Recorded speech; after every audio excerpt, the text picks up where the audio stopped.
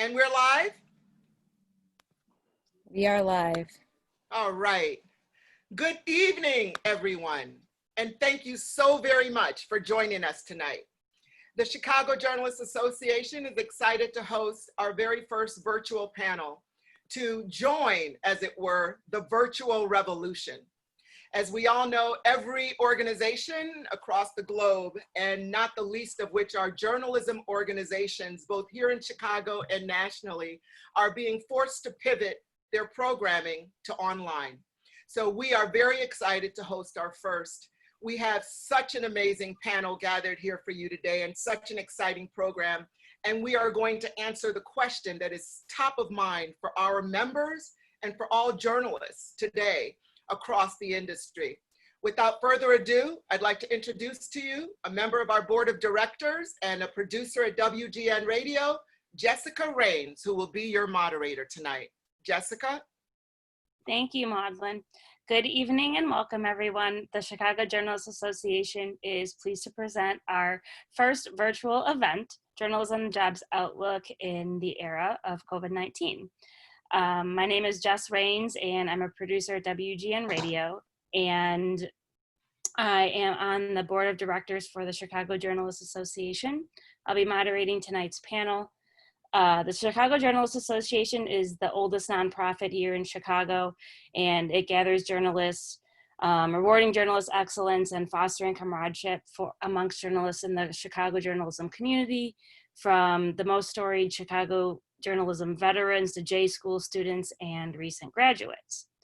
Journalism is important to every single one of us here attending this forum tonight, and we are all challenged by the strains that COVID-19 has put on our industry. As of May 1st, the New York Times reported that 36,000 employees of news media companies in the United States have been laid off, furloughed, or they've had their pay reduced since the first coronavirus case hit the United States in January. And as reported by the LA Times, many of the nation's local TV, radio, and newspaper companies have also been financially devastated by this economic shutdown in terms of advertisement dollars, even though the public hunger for getting the news and information out on this pandemic escalates. So viewership and readership is up, but ads that often tend to support local journalism and hometown radio stations and TV stations in many cases has disappeared. This pandemic has been proven to be one of the biggest stories that most media outlets will ever cover, but it's also proven to be one of the biggest economic hits that the media outlets have faced. So where does the industry go from here, and what does this mean for students, recent graduates, entry-level and downsized journalists?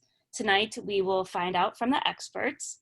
So Chicago Journalists Association is excited to introduce you to our very esteemed panel, Mr. Hugo Balta, the news director for WTTW News, Mr. Ken Doctor, news industry analyst and author for Newsonomics, Ms. Jennifer Halpern, internship and career advisor for Columbia College Chicago, Ms. Mandy Hofmackel, publisher of the newsletter Journalism Jobs and a Photo of My Dog, Mr. Kyle Pope, editor-in-chief and publisher for Columbia Journalism Review, and Mr. Seamus Toomey, editor-in-chief and co-founder for Block Club Chicago.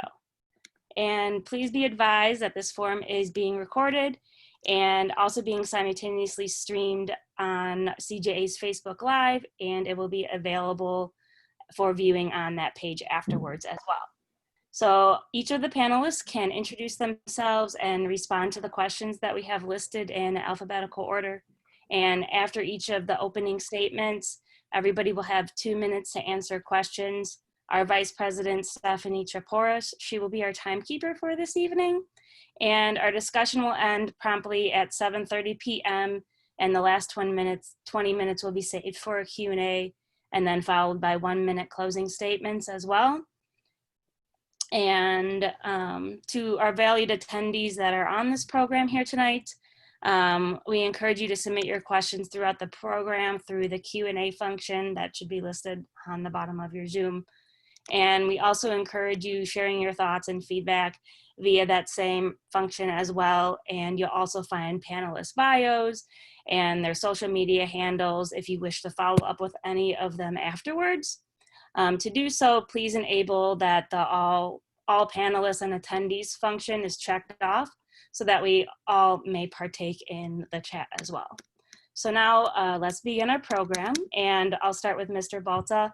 You have the floor, so please introduce yourself and briefly tell us why this topic is important to you. Well, thanks again for inviting me to be part of this distinguished panel. Very happy to be here. I'm Hugo Balta, News Director for WTTW News and the Executive Producer of Chicago Tonight. I'm also the President of the National Association of Hispanic Journalists. This is, I mean, you're grabbing the bull by the horns, right? You said it in the beginning, nearly 40,000 journalists that have lost their jobs or lost part of their income. We are living and working through unprecedented times in the nation's history, in the world, and of course, the impact that all industries are having because of COVID-19. Certainly the media and journalism industry is as well. But I'll tell you, as a veteran of nearly 30 years, there's never been a time that someone usually older than I has told me is a good time to be a journalist, and also not a better time to be a journalist. So what I'm trying to tell you is that whether it's COVID-19 or whatever comes next, or I think the last time we experienced something like this was around the recession of 2008, all of the economic distress because of the housing market. So these things will continue to happen. Some of it is driven by situations like what we're experiencing. Some of it is part of the natural economic cycle. Some of it is driven because of technology. But it's important to understand that it's not a sprint, it's a marathon. And how you conduct yourself, how you prepare yourself is really how if successful, effective you will be in the times where there are peaks, and certainly when you're in the valleys. As a journalist, I think one of the things that we can all say is this is when news and journalism is essential. It is a vital part of not only informing, but educating and empowering the public. And not only with COVID-19, but everything that we've seen and continue to cover in the conversations around the death of George Floyd. So as far as from a journalism standpoint, I think regardless of the platform, journalists have demonstrated the importance of having trustworthy information and how the public needs it in order to make decisions, literally decisions that will save their lives. From a business perspective, we already know and need to understand that this is a business, and that some of the decisions that are made pre-COVID, post-COVID are done from the perspective of keeping sometimes the lights on for that particular business. Now, I'm of the track that these are not the times when you start to retract. This isn't the time when you make decisions from a business perspective. And some of those decisions that I have to make, not only here as news director, but in my previous roles, they cannot be short-sighted.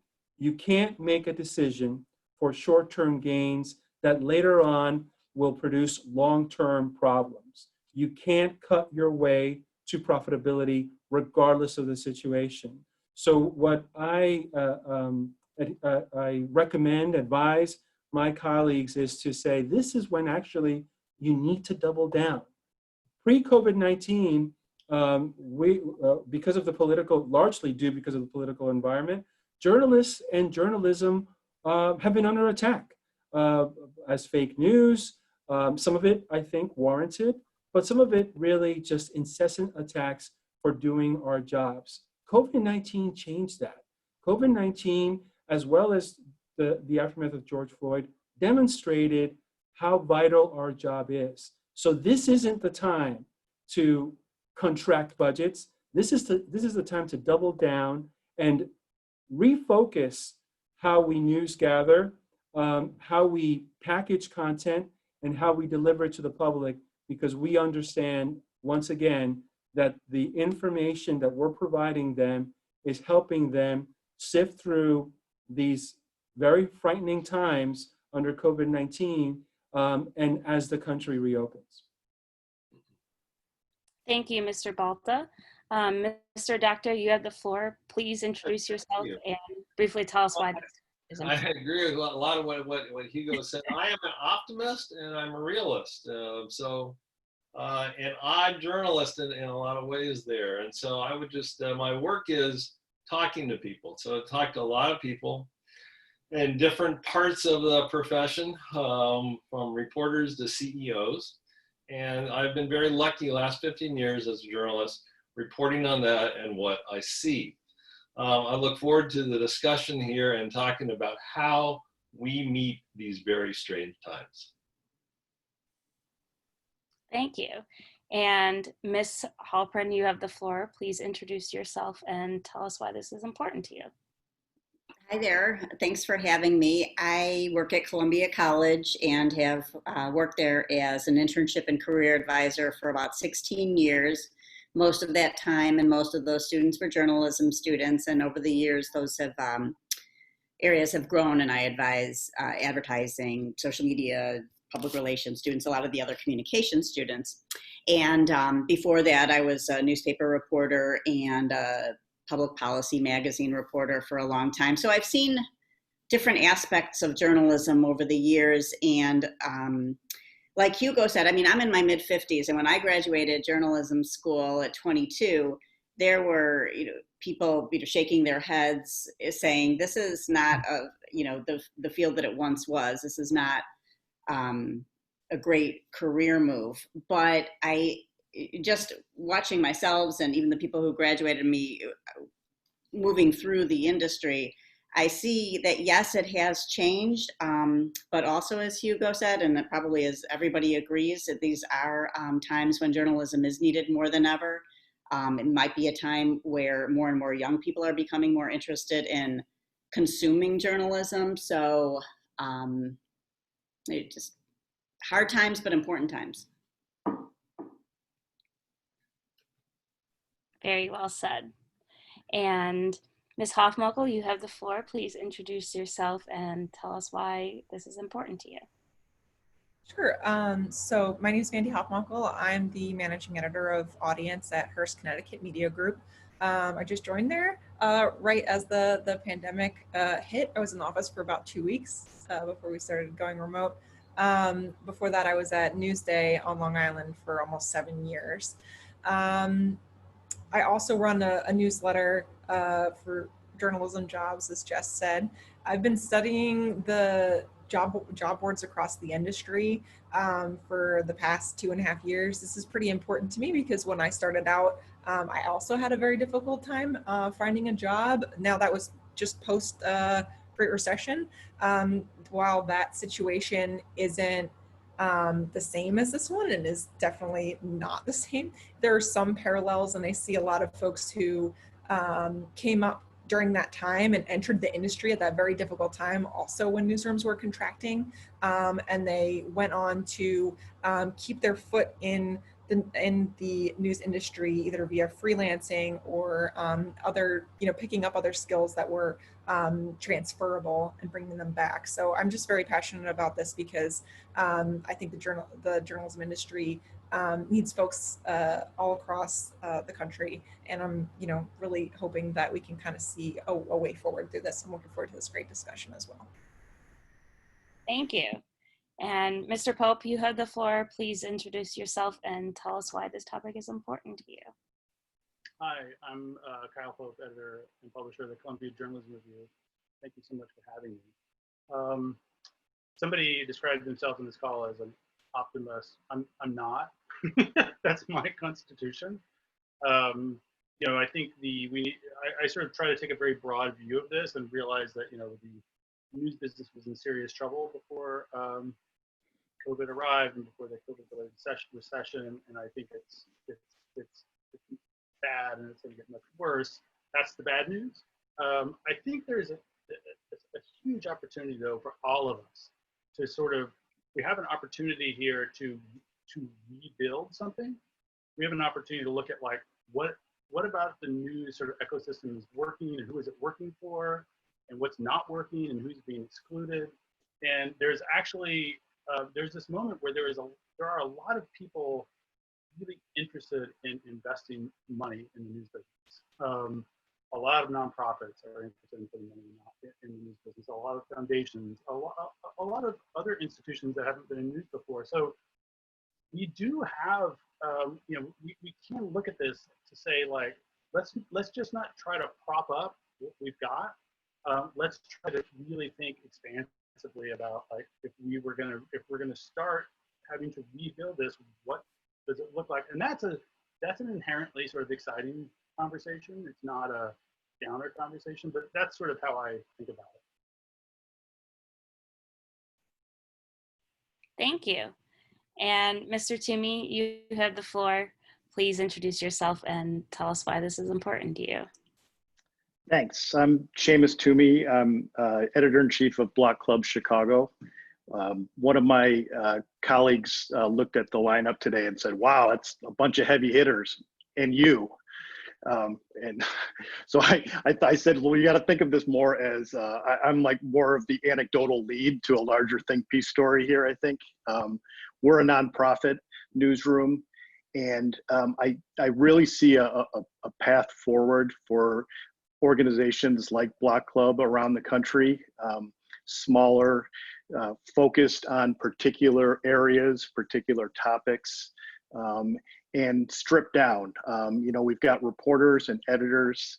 We may work out of a co-working space. We may work out of our living rooms. We may share space with other nonprofits. We don't have a ton of overhead, so it gives us some money to pay reporters pretty well, competitively, give them healthcare benefits, reach out and put them out in neighborhoods where they can make a difference.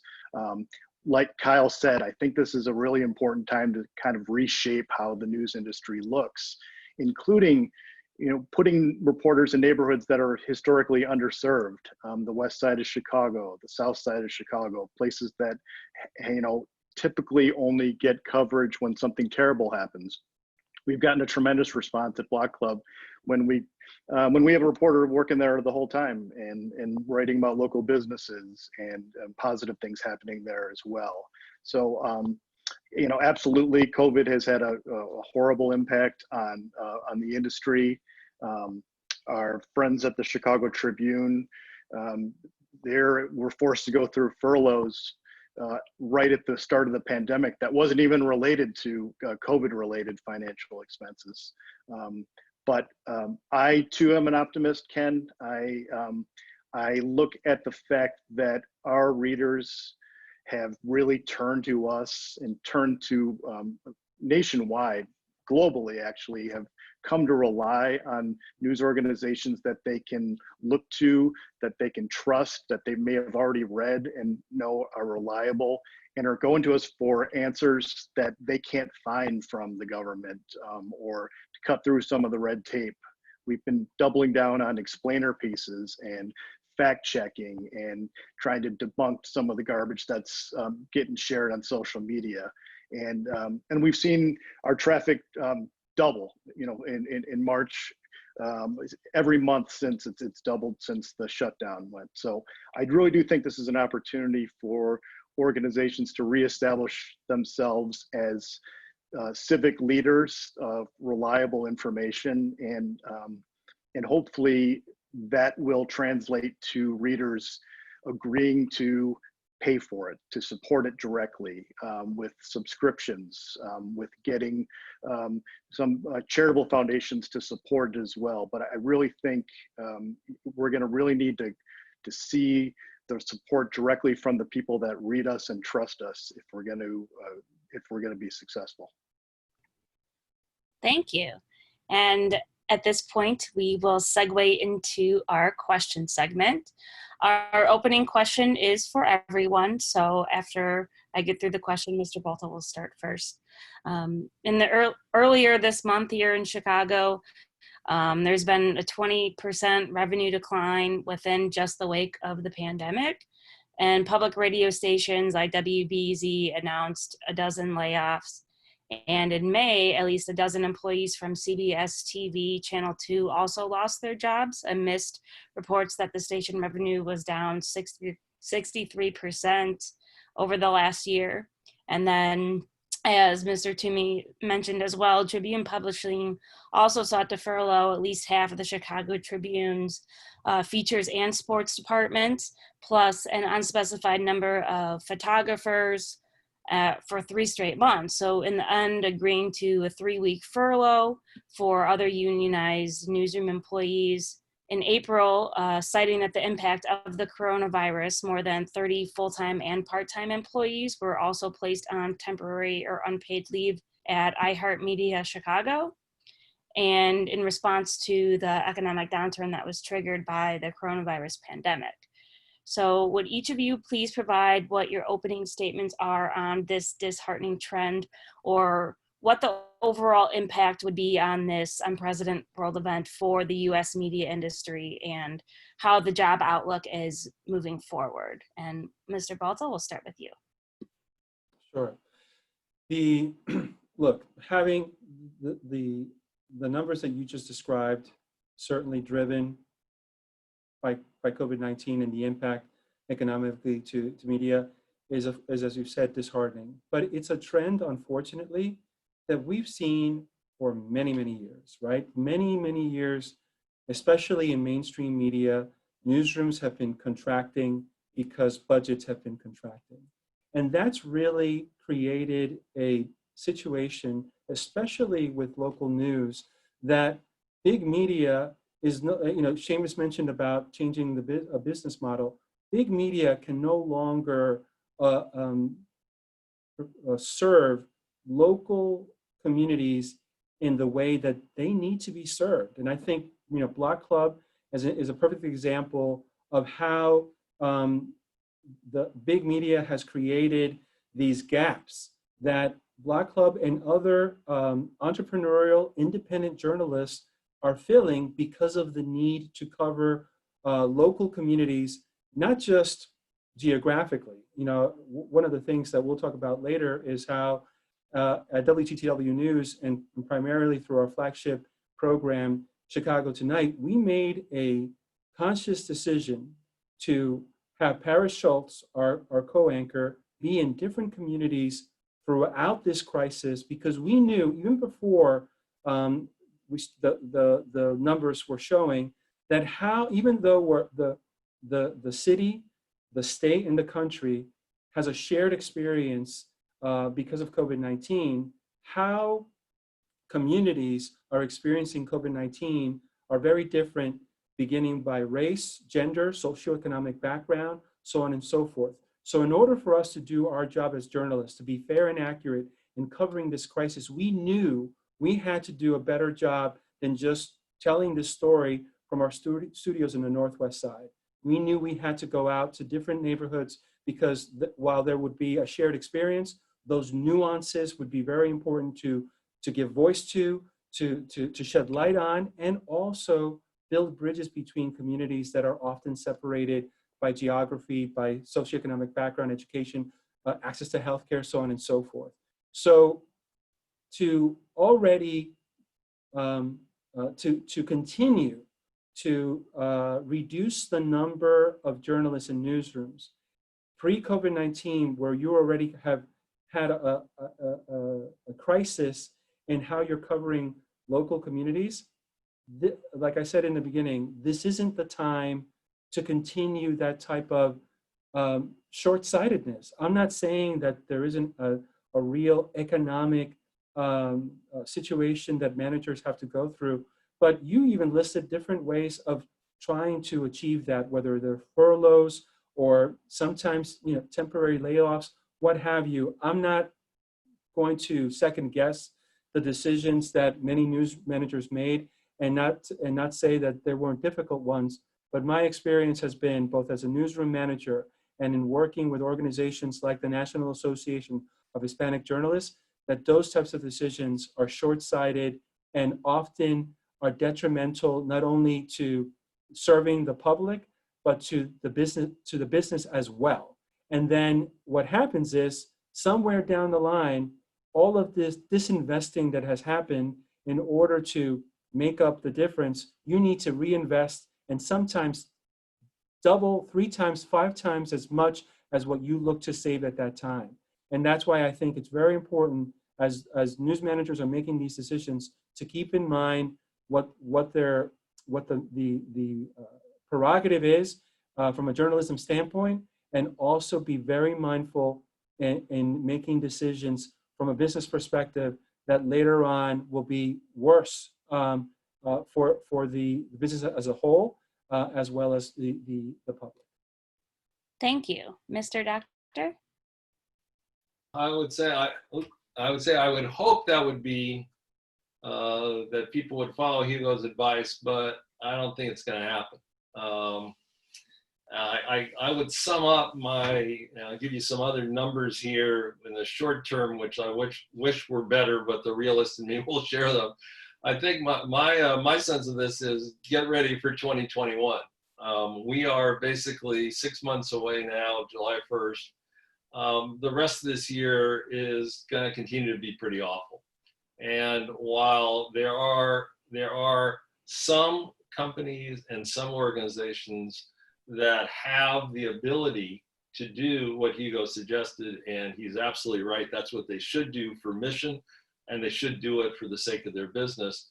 Many of them either feel constrained or are really constrained, and some combination of those two means that we are not going to see any appreciable easing up of the financial tightness in the business.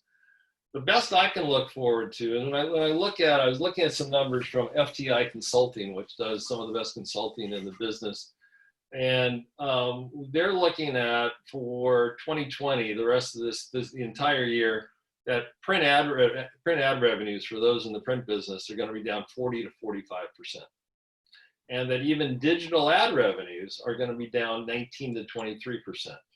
But as I say, get ready for 2021.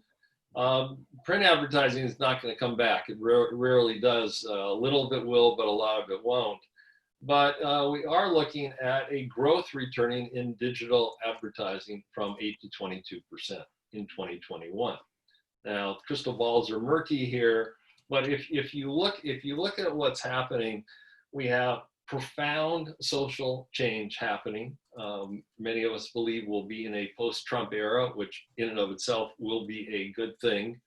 But the society is changing, its information needs are changing, and the kinds of work that people like Shameless are doing are happening all over the country.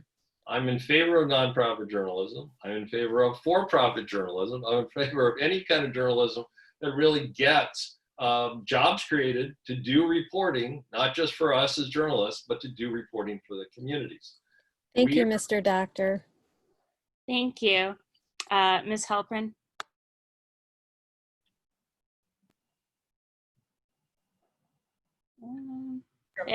Still muted. There we go.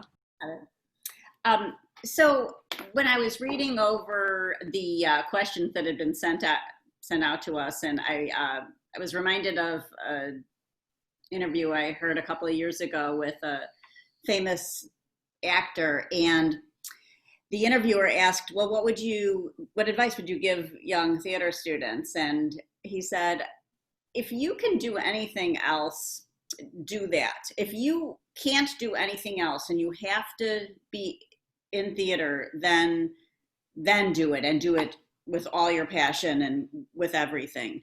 And even at the time, I was like, well, that just sounds like journalism for sure. Ever since I entered 30 plus years ago, it's been a heartbreaking industry, one that involved, lots of moves from city to city to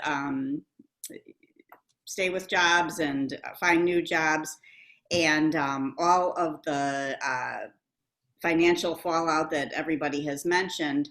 But at the same time, it's I can't think of a more rewarding career either. So it's hard advising students who are wanting to go into journalism. to say in good faith yes or no, because I can't think of a more fulfilling career. I am in some ways in a bad, but also in a good position where my job is to help students find internships and grads find jobs in journalism. All of the other things don't matter in my position. They've paid the tuition for journalism classes and a journalism degree, and they're coming to me, and I've got to find something. So the last 16 years have been spent pretty much trying to help students and grads broaden their skills and to think more broadly about what they're going to bring to the table when they do search for journalism positions, and not to be afraid to specialize, which I can go into a little bit later. But yeah, it's not an easy, it's not for the faint of heart. Thank you. Ms. Hofmackel? I would say, I think just to echo some of the comments from some of the other panelists, this crisis really, or these crises concurrently that we're going through, just shines such a bright light on how the industry really hasn't found like that magic bullet business model just yet. You'd be really hard pressed, I think, to find any organization that doesn't rely on something that's been dramatically impacted by the moment that we're in, including, advertising or even just live events. There's a lot of nonprofits and other news organizations that rely on revenue from that.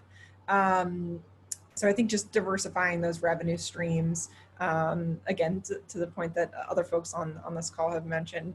I think there were some bright spots early on. As someone who focuses on digital subscriptions and just audience engagement in general, we saw a couple of bright spots, including like that pretty big bump in mid-April. I know there was a Neiman Lab article headline that's, declared the end of the coronavirus bump at that point, though I think we will continue to watch that and see maybe resurgences later down the line.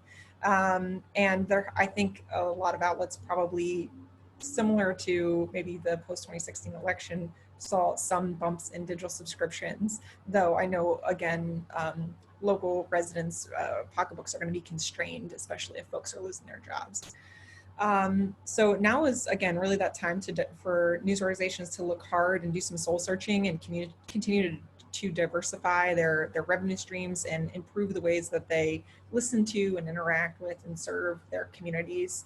I think the jobs outlook for the rest of the year is going to be pretty rough, just to put it mildly.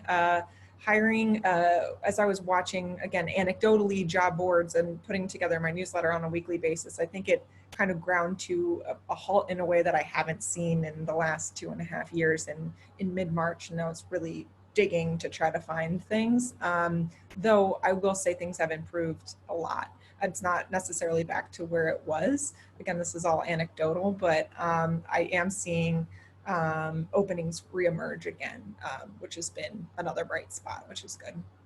So yeah, I do fear that this, is just going to be one more of those massive events, though, that potentially drives a lot of talent out of newsrooms. And I think that's on the rest of us to try to do what we can to help folks up and into our newsrooms at whatever turn that we can.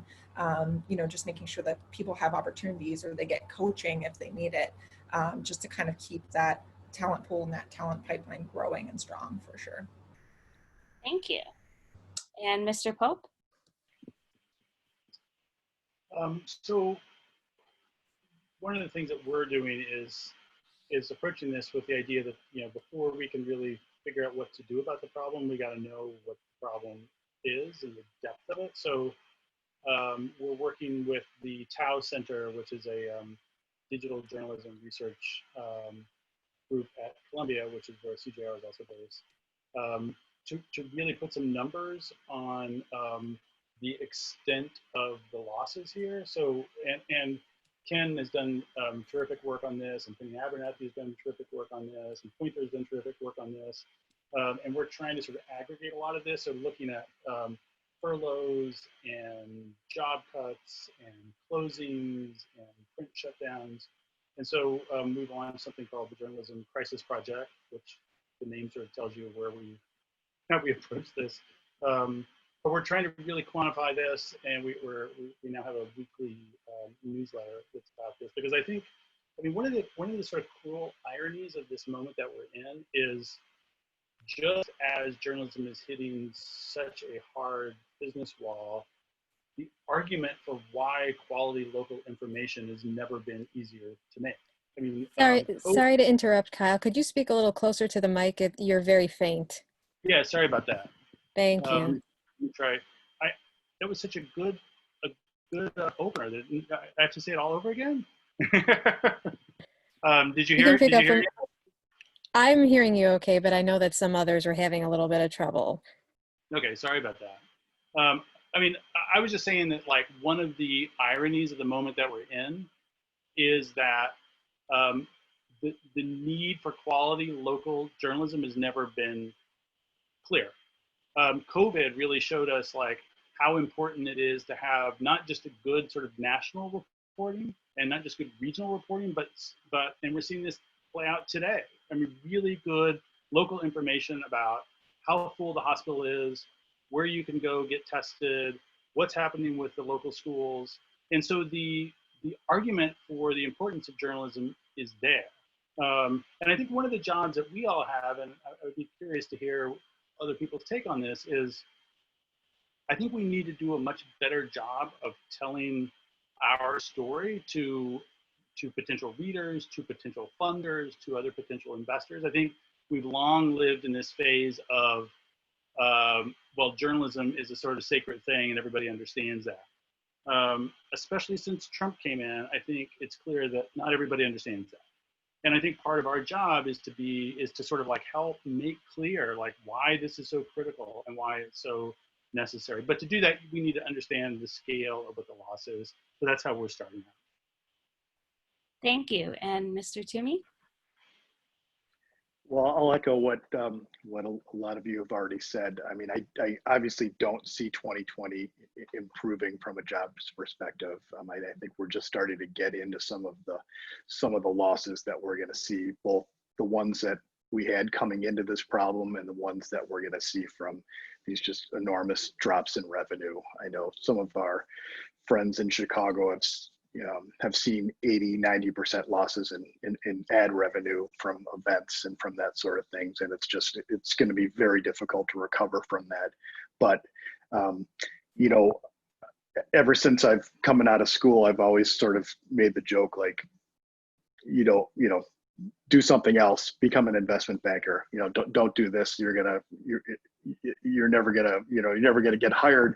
Yet it seems good people emerge and they do this job. And in the last couple months, just seeing the way our reporters have felt useful when so many people feel helpless.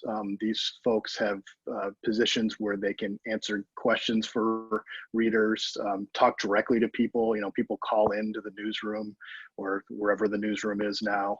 So I would just say, to the people that are contemplating that it's so hugely important to get new voices out there, to do this local news, because people are people are counting on us. They call on, they call us saying, like, where are the testing centers in our neighborhood? We can't find anything like that. And it's simple stuff like that we've really tried to push, just to get simple answers for people. And and hopefully, again, that's going to start building back audiences that are going to be willing to support us. So, but it is really one of those, just sort of hold on now and try to build trust. And it's just going to be a tough 12, 18 months for sure. Thank you. And Mr. Balta, we noticed that in April, essentially at the height of the pandemic, that WTTW TV had posted open a position for a digital news reporter. So how did your news operation manage to hire editorial positions in the middle of a pandemic while newsrooms across the country were cutting?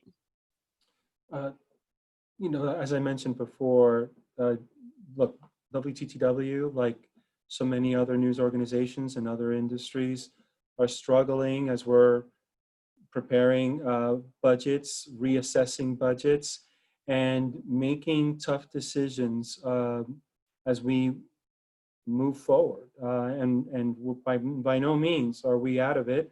And we really, at this point, can't see the light at the end of the tunnel, right? But we're going through this process. For me specifically, as the head of the news department, there was a need that needed to be filled, and that was pre-COVID-19. And during COVID-19, it became even more apparent that this was a key resource for us if we were going to be successful in telling the story, and telling the story in the way we felt was going to be most impactful, given who we are at WTTW News and the need in the community. So we made the decision after evaluating the situation, beginning with economics, and acted on it. And I'm glad we did, because as others have mentioned,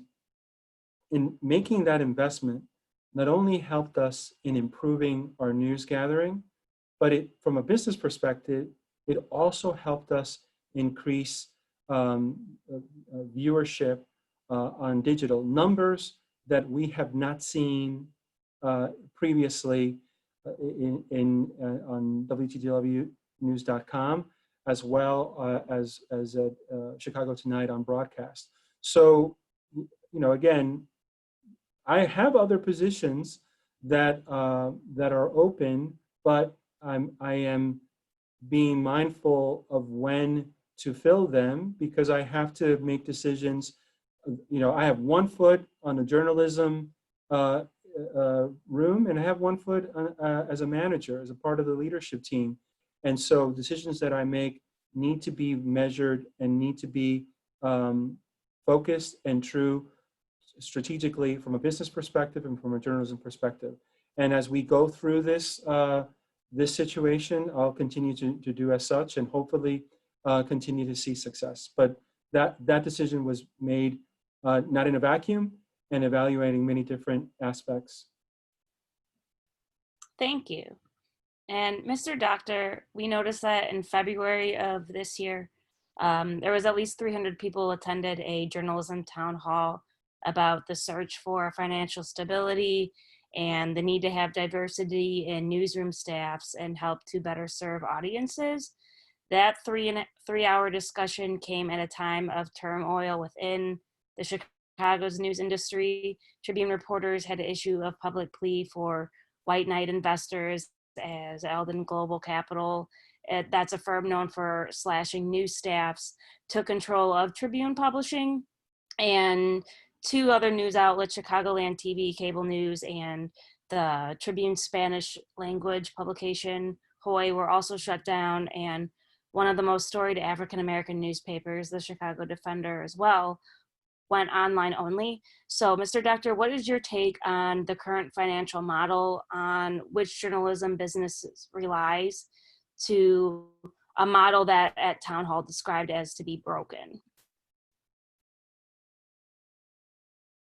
I just wrote a column for Neiman Journalism Lab talking about how this week is another inflection point, and it's really all around that business model.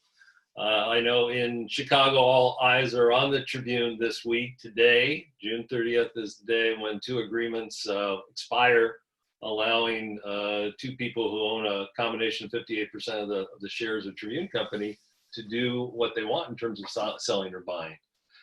If you stand back from all of that action, you have to go back to 2008 to find the last year where you had revenue growth in the newspaper industry. That is astounding, and this is pre-COVID. 12 years without growth. So this is broken. It's badly broken, and the pieces of it that are broken, if you look at it most directly, are print. In 2020, too many print publications, or formerly print publications, whether newspapers or magazines, are still heavily reliant, majority reliant on print for revenue. That's ridiculous, but it's the case. And of course, and what recessions do, and especially bad ones, is they knock out weak companies, and they're knocking out, in this case, weak industries. That's what's happening here. So it's print, reliance on print, reliance on advertising, as Google and Facebook have become a duopoly there. And also that these are public companies. There's still many public companies like Tribune, like Gannett, and they're trying to provide dividends. Some of those are suspended right now. They're trying to provide profits when there really aren't profits to be had. And so the model is profoundly broken in all those ways. And the model that has been rebuilt, and it's important, and we can talk more about it, but I would just make the point that it's not that we don't know the answer. We know the answer. The answer is a serving in all the ways that we've talked about already, actually serving readers much better in a unique way and asking them to pay for it, either as members or subscribers. It's working not just for the New York Times, but it's working for the Star Tribune. It's working, as I understand it, Seamus, somewhat for you, as you guys are getting really good hold on membership, as are a number of parallel startups. That is the primary route forward in rebuilding this business model, and it's happening. It needs to happen faster. Thank you, Mr. Doctor. And Ms. Halpern, there's always going to be a need for news, but would you still recommend journalism as a career that college students should pursue? And how do you think that the pandemic overall has impacted colleges with their journalism programs? Well, I think for the second part of the question, I think colleges have had to struggle about journalism programs pre-pandemic as well. First of all, how to best prepare students who perhaps one section of students would be trained in the past just in written journalism for newspapers and magazines. So there was a shift to, okay, we really need to train in a multimedia way. Now that's sped up to how do we incorporate coding, or how do we teach students to present information graphically, to present data in a visually appealing way. So I think journalism programs have had to change to try to prepare their students as well as possible. And then also, I know in my own job, as I mentioned earlier, I started out mostly advising journalism students, and now it's come to be many other communication related students, communication studies related. And so I think journalism programs have, in large part, had to expand. In our own school, we no longer have only a department of journalism, it's a department of communication with many majors within. So as far as best preparing students as possible, we do want to give them a greater rounding of training in other communication tools. Can they express themselves through social media so that they might be prepared either in a journalistic role to go into social media, or if they have to pivot and go into other communication roles, can they express themselves? Could they fill a social media coordinator role, a manager, director, et cetera, within that field? So I guess a broad base of education on a journalism program's part is going to have the best chance of helping their graduates succeed. I know that's what I've seen over and over. Thank you. And Ms. Hofmuckel, the year 2020 obviously is shaping up to be difficult for journalists and journalism as a whole, and finding a job right now can be trying. So you obviously maintain so much optimism in your 2.5-year-old newsletter, where you scour sources regularly, and you still say that there's opportunities out there, which is a great thing. So can you tell us where to find them? Yeah, I'll try my best. So there's not necessarily, in my experience, some really large secret pool of positions out there. They're more so scattered, I'd say, in the different corners of the internet. So there's 5 main platforms that I go to on a regular basis to put together my newsletter. The first one is those main industry job boards. I think everybody knows about journalismjobs.com. You can check Pointer, you can check Media Bistro, LinkedIn. Those are the main go-to places. A second place I would recommend going to is social media directly, following hashtags like hashtag journalism jobs, hashtag journo jobs, media diversity. Also, there are a lot of key accounts that are like quite on top of, you know, different sharing out opportunities and things like that that would be useful to follow. Like, for example, the Writers of Color account, IDB Well Society, Culture Dish, SPJ Freelance, Wise Choice. Sonia Weiser tweets out a lot of roles, and I wrote this all up in a thing. So if people are trying to take notes, I can put the link to it in the chat for sure. So that's social media. Additionally, go to organizations. So if you are a member of, if you graduated from college, you have an alumni interest group. If you are affiliated with another group like the Online News Association or SPJ or JAWS, NPPA, APSE, ACES, NABJ, AAJA, NAHJ, NLGJA, they all have job boards, and you can visit those as well if you're a member. Some of them are open to the public and others are more reserved for members, but those are good places to go and look for jobs and also use them for networking. It's like another alumni network for yourself if you're a part of those groups. Additionally, I'd say a fourth place to look is newsletters. There are a lot of them out there. There are several of them out there. There's a West Coast Media Jobs newsletter that just emerged. That one's pretty strong if you're looking out on that coast. Sonia Weiser has a newsletter as well for freelancers called Opportunities of the Week. That's a good one, packed with a lot of pitch guidelines and different advice and things like that. MEO has a job newsletter, and then there's also a lot of other newsletters, industry, like just affiliated industry things like ONAs, Hacks and Hackers, that have jobs that are also packed into their weekly blasts that they send out to folks. So definitely, if you're a member of any sort of industry group, sign up for their newsletter, and they may be sharing out those opportunities as well. And the fifth place I would recommend really going to is just go to news organizations' websites directly. Not everything is posted as widely as it should be. So if there's a news organization that you're really interested in going to work for, bookmark their careers page and check it every so often. Don't drive yourself crazy and check it every day, or a couple times a day, because it's probably not going to get updated like that. But check it on a regular basis and set a reminder for yourself, and make sure that you keep tabs on like what they're looking for, even if it's something that you're aspiring to in a couple of years, say. Just keep tabs on the types of skills and the job descriptions that you might need to shape up on and hone a little bit. So yeah, those are the 5 big ones, and I can put the link to all of those in the chat as well. That would be great. Thank you so much.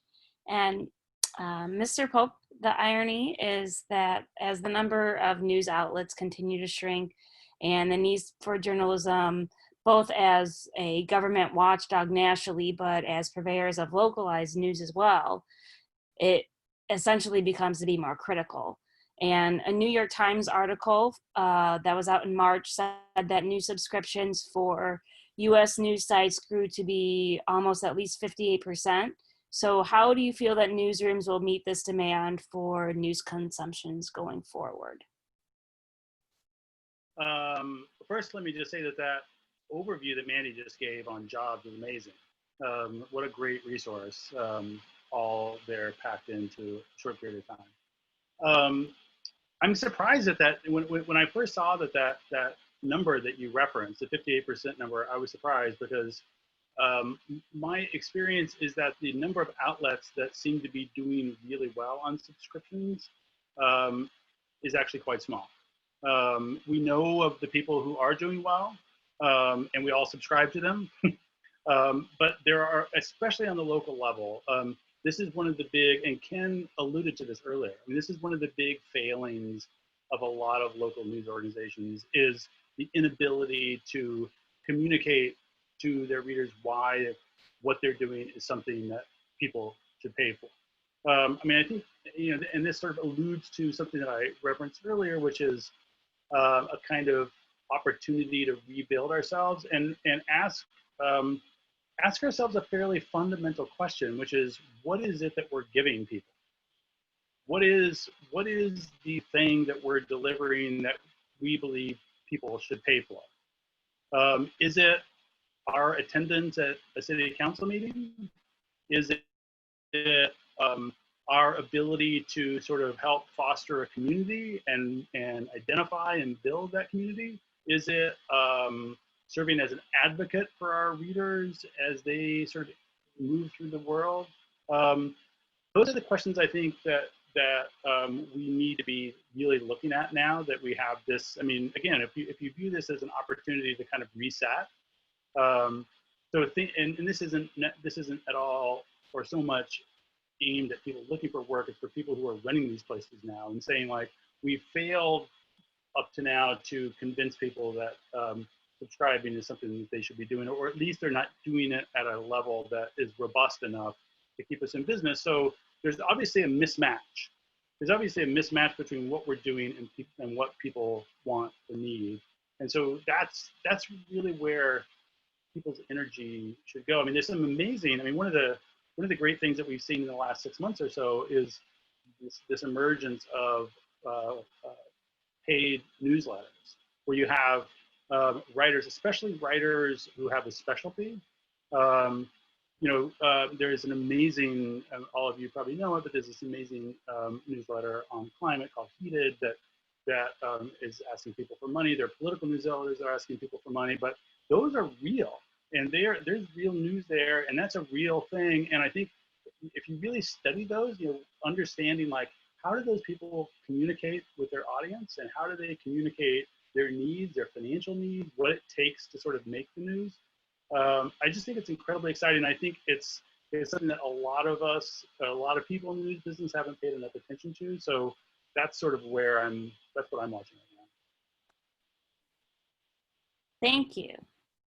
And Mr. Toomey, after the shutdown of the award-winning digital newsletter, our digital news site for DNA Info Chicago in November of 2017, you then co-founded what now Block Club Chicago is now, with 2 of its editors in June of 2018, with the help of a Kickstarter campaign.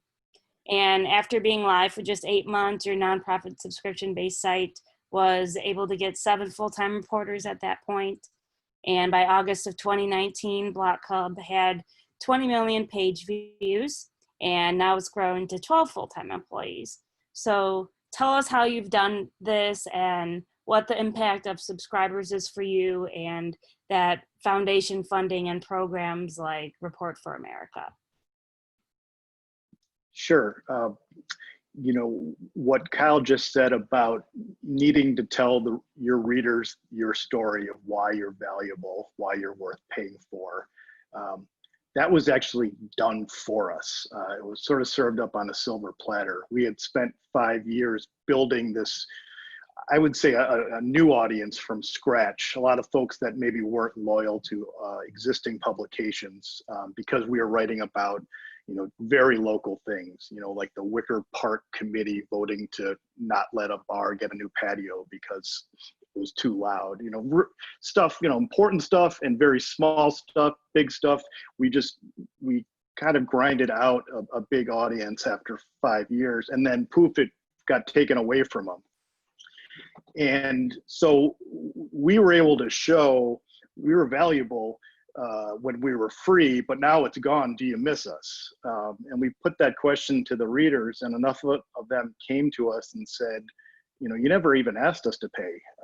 If you were to form as a subscription site, we would pay, something reasonable. So that was our theory all along, is that we couldn't, we're not going to get 10 million subscribers, but if we could get 10,000 subscribers, well, then we're talking. Then we could start getting some of these people back employed. We jumped on it fast enough, I would say, that no one sort of swooped in and took our audience back. We got our Kickstarter up pretty quickly, and that was our litmus test. Is this going to work? And we hit our Kickstarter goal within about 3 hours. And we ended up, by the end of the month, we had 3,000 subscribers, paid subscribers, cash in hand. We're up to about 13,000 now after 2 years. We're actually up to 15 full employees now. We've had some luck. Once we've shown that we can do this on a daily basis and be reliable and be trustworthy, we hope. We've had success going to charitable foundations and saying, listen, we're doing this, but what we really need is we need a reporter in South Shore. We need a reporter in Uptown. And foundations have taken that to heart and said, okay, we'll give you some seed money. We'll fund a reporter for a year or two, and then it's basically up to us to build up enough subscribers in that neighborhood or elsewhere in the city to pay them going forward. So that's where the foundation support has really been crucial.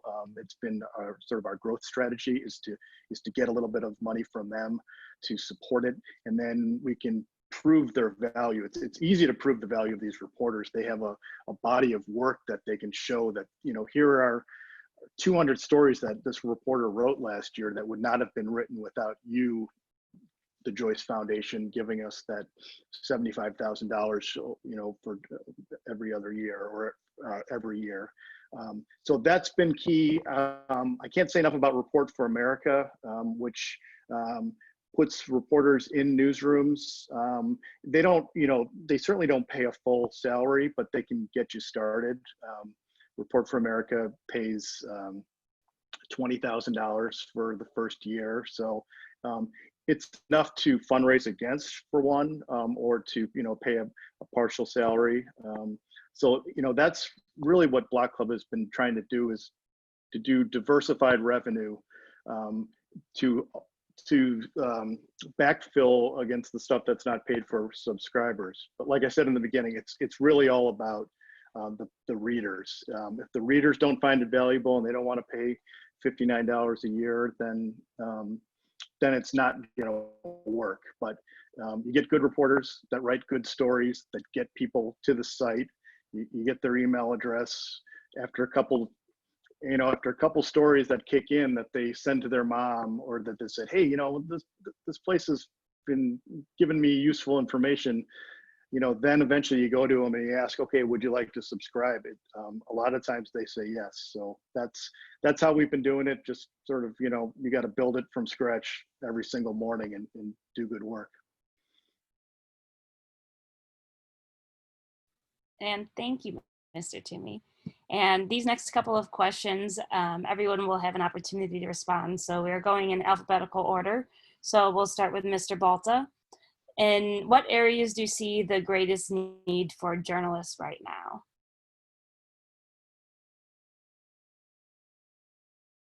I think you're still muted there. There we go. There we go. I think it's in local news. As I mentioned before, where there's the greatest need is in local journalism.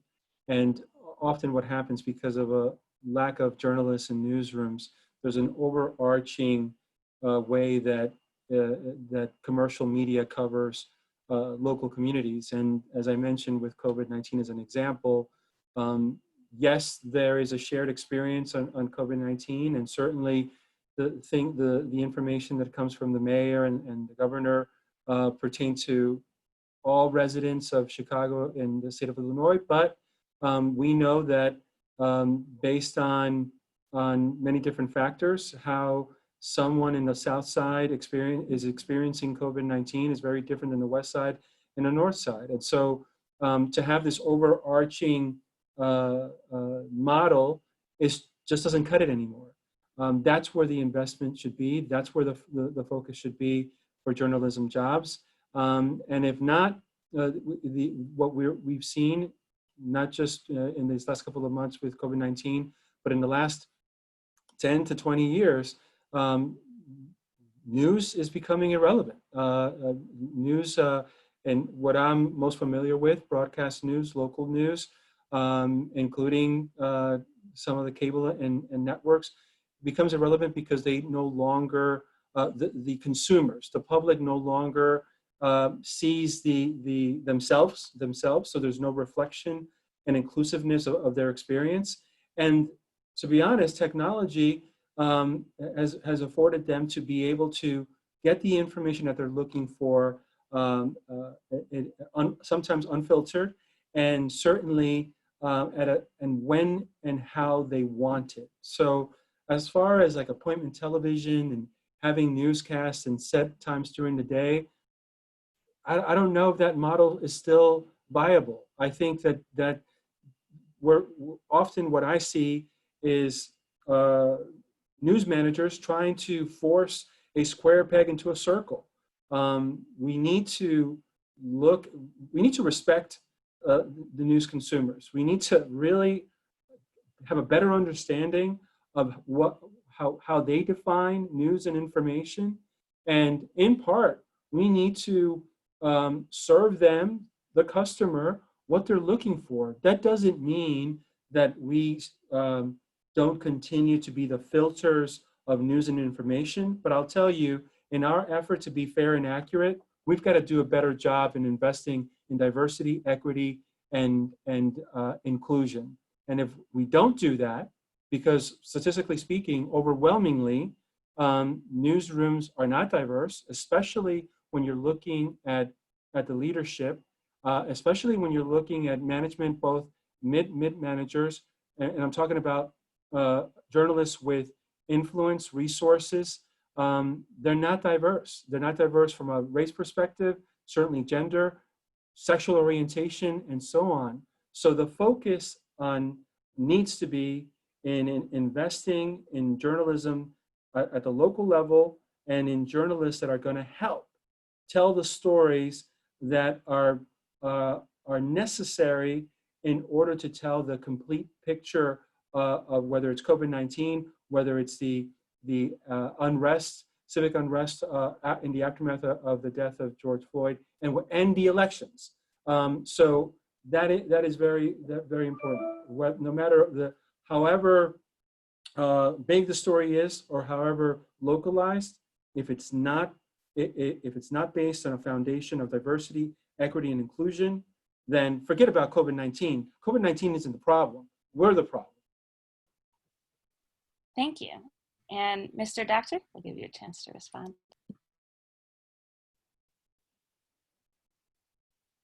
The diversity question, this has been an Achilles heel of traditional media forever, essentially.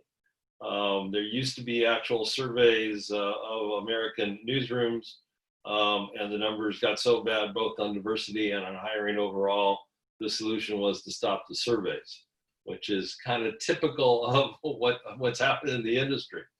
The Hugo's point, I mean, simply for people to have coverage that relates to them means that is brought to them by people who they trust and people like them. It's very simple. And so this is not just a public good or a making good on a promise. It is a very, very important part of the business model for if you're going to be successful going forward. The second part of it is definitely local, and I would say even more so. And it's interesting. I live in Santa Cruz, California, which is a wonderful place, but it is what we would say sub-metro. We're all in Chicago here on this Zoom, and I talk to people in metro areas all the time. In areas like this, we only have 2 reporters left at the local newspaper. I heard in Ithaca, New York, where Cornell is and has a fair number of people and smart people, 1 reporter. All across the country, we see very, very few reporters in sub-metro areas, even though big cities have their problems as well. So I would just focus on those 2 points for now. Thank you. Ms. Halpern? I would definitely agree about the need for diversity and echo the comments about how that's been a perennial issue. again, for decades, and special fellowships and designated internships that are offered within journalism have made a stab at bringing, a more diverse, creating more diverse newsrooms. I do want to also add that from a practical perspective, and this has nothing to do with like goals of how things should be and the attention needed to diversifying newsrooms, diversifying coverage of everybody's communities, and for sure the need for local reporting. But because I so often have to look to telling students and grads, where are the jobs?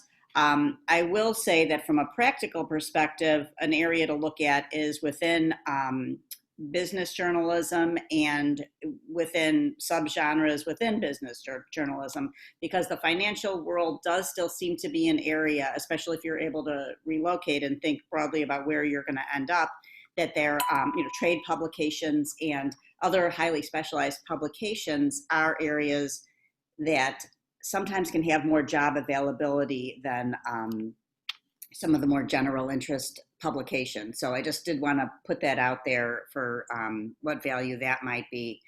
And I've seen many students and grads over the years start out in a very specialized role, for example, at a trade publication in a field that they previously didn't have a lot of expertise, and be able to broaden where they go from that just by developing the expertise in a particular area and being able to tell future employers, well, this is what I did with a field that I didn't even know very much about, and that sounded dull or out of my area of interest. And then this is the kind of attention I can bring to areas that I'm even more passionate about. So I wanted to put that out as a practical point for job seekers. Thank you. And Ms. Hoffmanko? Yeah, so I would also agree with all the other panelists. I also believe personally that there's a massive unmet need to better cover communities of color across the country, and especially in those local newsrooms. Larger newsrooms are doing this now, or at least putting more attention onto it. I've watched hiring, and I've seen hiring for diversity, equity, and inclusion with diversity, equity, inclusion, and a focus on race and identity at a level that I haven't seen before, just scouring listings across the internet again. But, I think that's not something that local newsrooms are really set up to necessarily always be able to pivot to as quickly by and large. So, I know that need has always been there. It's just all the more visible right now in the moment that we're in, but we need to be always talking about equity, inequity, housing, cost of living, policing, and much more in a lot of those conversations. I think it's also something we need to focus on is our coverage that it connects with millennials and hopefully Gen Z. These folks need to really be able to see themselves and the issues that they care about in our coverage, and see themselves reflected there, their needs, their triumphs, etc.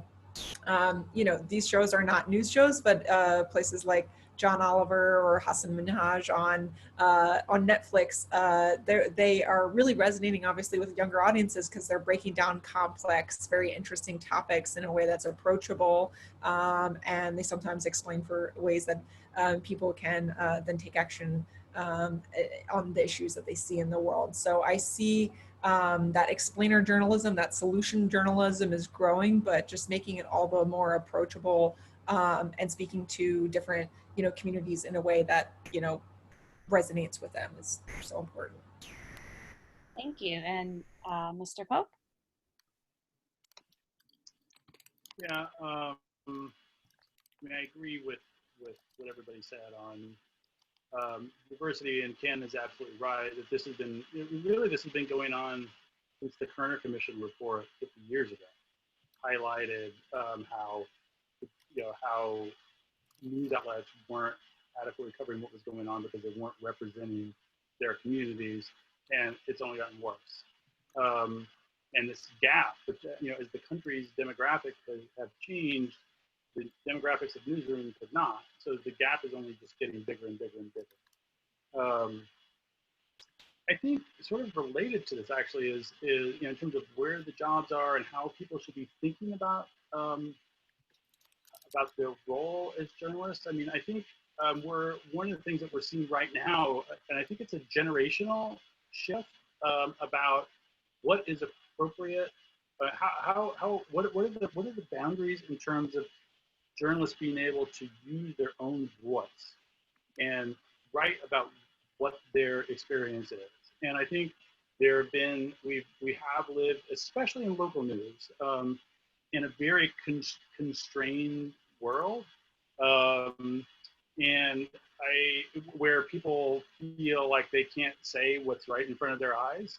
And they feel like they can't write about what their experience living in the world is.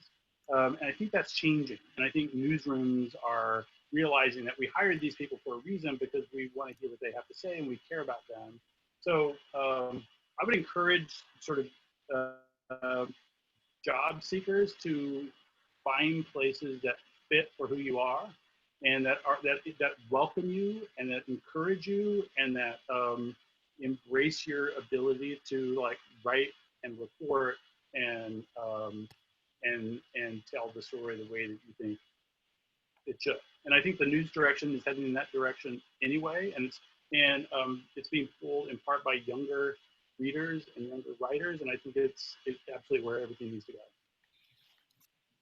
Great, thank you. And Mr. Toomey? Well, of course, I'm going to say the greatest need for journalists is local journalists. And, you know, I firmly believe that getting specific, I think, you know, we've found some success in hiring people who are from the area where they're going to cover. They know the truths of the neighborhood, or at least they're better at finding them. They know what the real stories are, the real leaders in the neighborhood, not some people that purport to be the neighborhood leaders, the people that really know. That has really helped us be more legitimate in some of the neighborhoods. And, you know, we need local reporters who are willing to find original stories that you know, we don't want them going to the crime scene where there's 10 news trucks already. You know, that's being covered. We don't have enough reporters for everyone to be out there covering that same thing. You know, go find something new that will bring the news crews out tomorrow to report it. But, you know, I think those are hugely needed. I think, you know, reporters with an expertise in environmental reporting, I find more and more valuable. You know, there's so many environmental stories that are going unreported right now, in part because a lot of news agencies are cutting from some of these beats. You know, the environment beat, I remember I was still at the Sun-Times when that beat went by the wayside, and that was, you know, years ago. And it's only more important nowadays. And I would also throw in there some areas, you know, myth busting, you know, doing stories that can push back against some of the false narratives. You know, Chicagoans don't protest violence. You know, some of that stuff that people spread around that's just not true. So people that can do real fact-based reporting and show why these things aren't true, we find those people to be hugely valuable. Thank you. And we'll move along to our next question. Many members who have been downsized and are working in the industry as freelancers would often say that not having a full-time job that has stability or health insurance or guaranteed paychecks, especially during a pandemic, is hard. So what advice would you give for pivoting, pitching, networking, and the best avenues or methods that you feel for finding work during this volatile time when freelance opportunities have essentially slowed down with the rest of the news industry? We'll start with Mr. Balta. It's important to understand that what we have to do is invest in what's happening right now. So having the pulse is very important.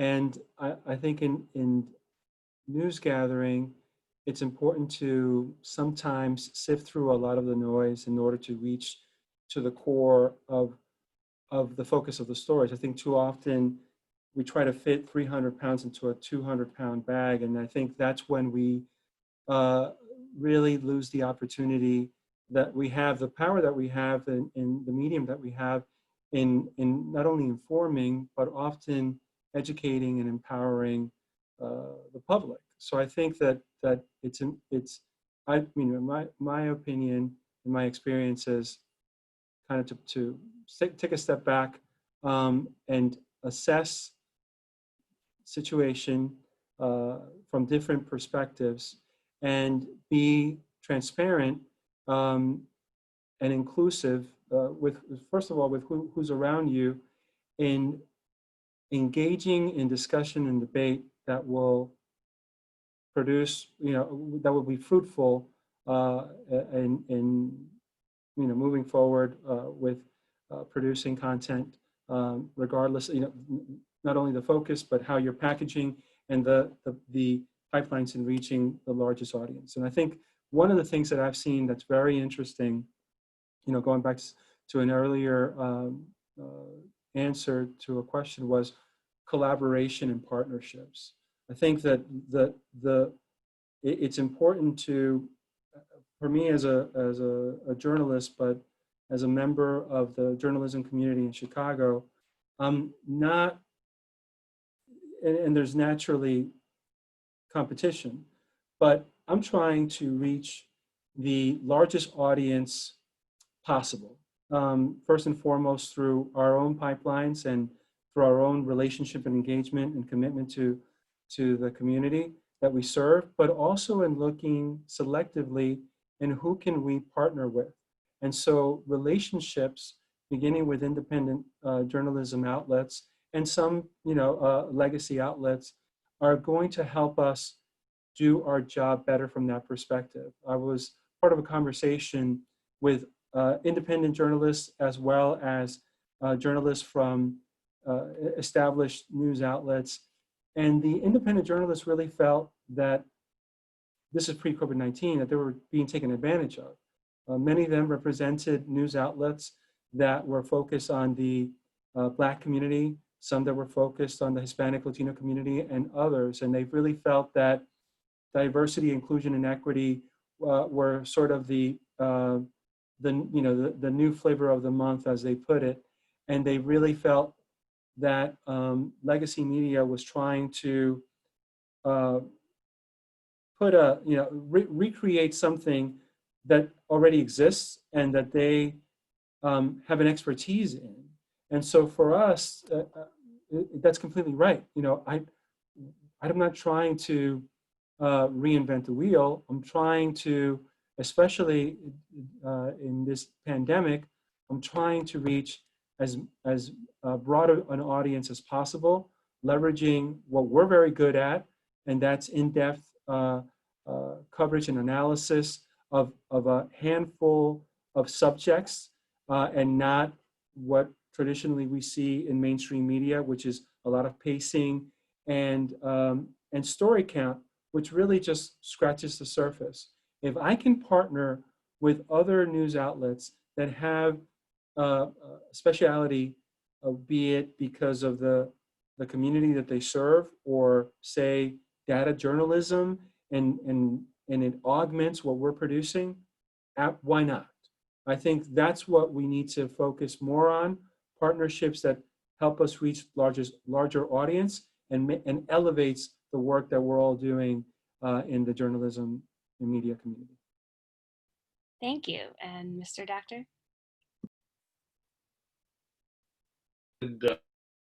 A second here. Oh, unmuted. Good. Specialization is the key, and the other word that goes along with it is expertise. There are many journalists out there, and the key question is, what do you know, or what can you learn if you don't have enough knowledge in it that others don't? This is the question of scarcity, like it is in any other parts of life. And if you have knowledge, talents, passions, in areas that we're talking about, whether at the moment it is social justice, it is environment, it is climate overall, It is the rethinking of the social compact. It's you can go on and on of the kinds of things that are in front of us. And what any editor wants to know is what are you as a journalist, as a freelancer, as an applicant, what can you bring that's going to win them new audiences? And I know Mandy's got a lot of experience in her new job and her old job in audience. And is any audience people look at it, you're looking for what is engaging people, what is causing their passions to engage with a writer or a publication. And so that's where I think it's always been true of journalists, but even more true in a time of pressure. Specialize, get better at something and more knowledgeable than anybody else.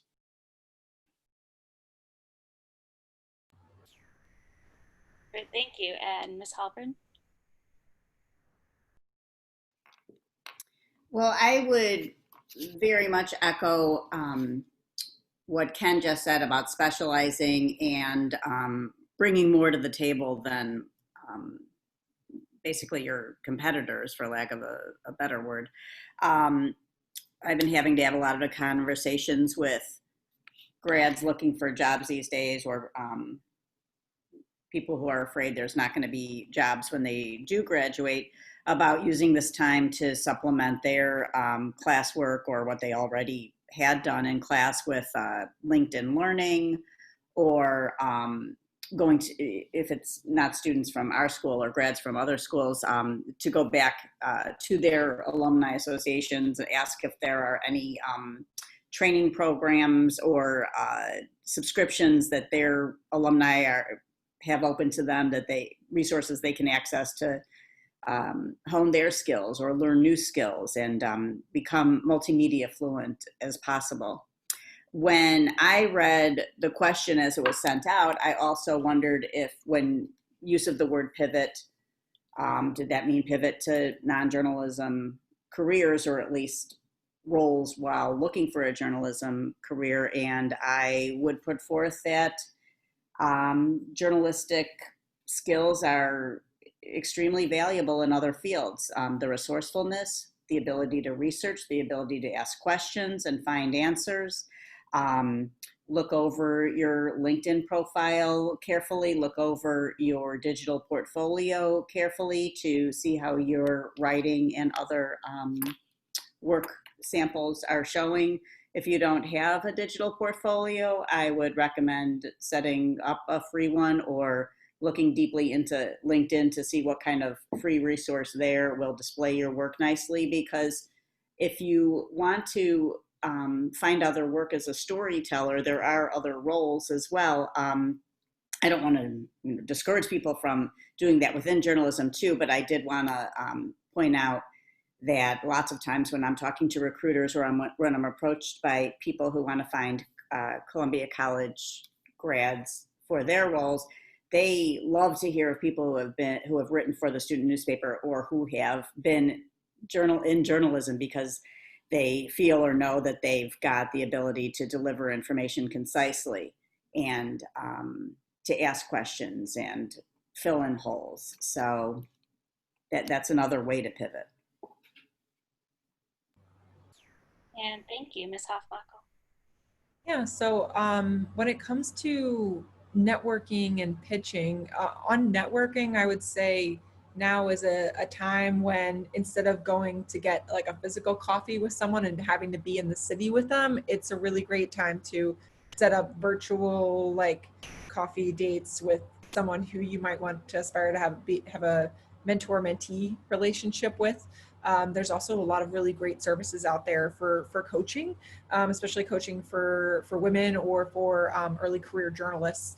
A couple of those, or a few of those resources include digitalwomenleaders.com. There's a whole slew of women across the industry and who offer coaching to other women who have gone through leadership trainings themselves. There's also Adriana Lacey from the Los Angeles Times has one for early career journalists on mentoring for folks. And there's another one that I'm aware of for women in film and women in TV. And there's and a whole host of roles that go around that. And these people volunteer their time for a half hour via Calendly. And it's something that's free for folks who fit the mold of the people they're looking to mentor, that you can sign up for time with them. You could also just reach out to some people. A lot of folks are busy and a little overwhelmed with life right now. So if they're not able to sit down and talk with you at that point, it's not something personal. It's probably just something that they've got going on. But that might be another avenue and opportunity if you have something in common with someone to just reach out and say, hey, I'd love to ask you, you know, a little bit more about your work and find out, hey, if I'm aspiring to get to that point in 1 or 2 years, could we just chat and then just have you look at some of my clips or my resume or something like that. Folks, you may find that folks are more open to that as well. When it comes to places to find freelance work, I would, again, highly recommend places like Sonia Weiser's Twitter handle, also her Opportunities of the Week newsletter, which goes for $3 a month, but she also has some sponsored spots. The Writers of Color Twitter account, SPJ Freelance has a Twitter account, Study Hall XYZ on Twitter also has a lot of opportunities there. And I would just say also familiarizing yourself with an organization's pitch guidelines. A lot of orgs have, you know, guidelines for what they're looking for, how they want the information delivered to them. So that can save you a lot of time and energy, so you're not pitching and you can kind of hone it beforehand. And maybe you even have like a friend or another person in the industry that you came up with to bounce that off of before you send it out to a bunch of different places. And the last thing I would just say in terms of honing your skills a little bit when it comes to freelancing is Tim Herrera from the New York Times Smarter Living section, if you follow him on Twitter, also does a lot of webinars on how to be a better freelancer, including how to pitch and you know, find work and things like that. I believe he does them, or had been doing them weekly on Twitter, and he tweets about them a lot as well. So those are just a few other resources. Thank you. And Mr. Pope? Yeah, so I agree with the observation that other people have made that being a generalist right now is not where you want to be. There's a ton of great reporting and a ton of demand in the world of climate.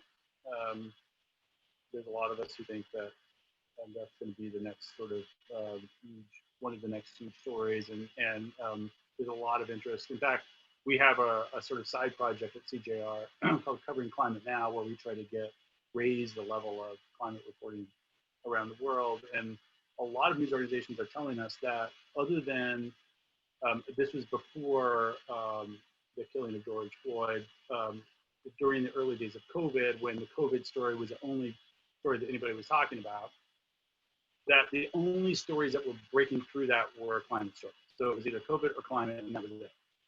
So I think there's a lot of demand for climate news. That's one thing. I think, you know, again, this pandemic sort of shined a light on this, but I think health reporting is an area where there's a lot of interest and there's a lot of demand. And as the population ages, there's going to be a lot of people interested in this. I think that the comment that was made before about, you know, you don't have to go someplace to have coffee with somebody. I think similarly, like, I think we're seeing in this period that a lot of border walls are breaking down and people are working everywhere and anywhere. And I think it's more appropriate than ever, if there's anyone anywhere on planet Earth that you want to meet or talk to or pick their brain or write for, now is the time to make that approach. Because people are sort of, you know, getting their heads around the fact that we don't live anywhere, we sort of live everywhere more than ever now. And then the final point I would make is, if you do find yourself with downtime, just write. Just keep writing. I mean, you don't. You can publish it on Medium. You could publish it on your own blog. You could do a newsletter. I've hired several people who weren't working for traditional outlets, who were just one person just had a blog, and that's what she did. But this wasn't when I was at CJA. I was at another place that I worked. But she so effectively captured the voice of who we were, and she was her writing was so great that was all I needed and wanted. So just if you find yourself at downtime, just write. Thank you. And Mr. Toomey?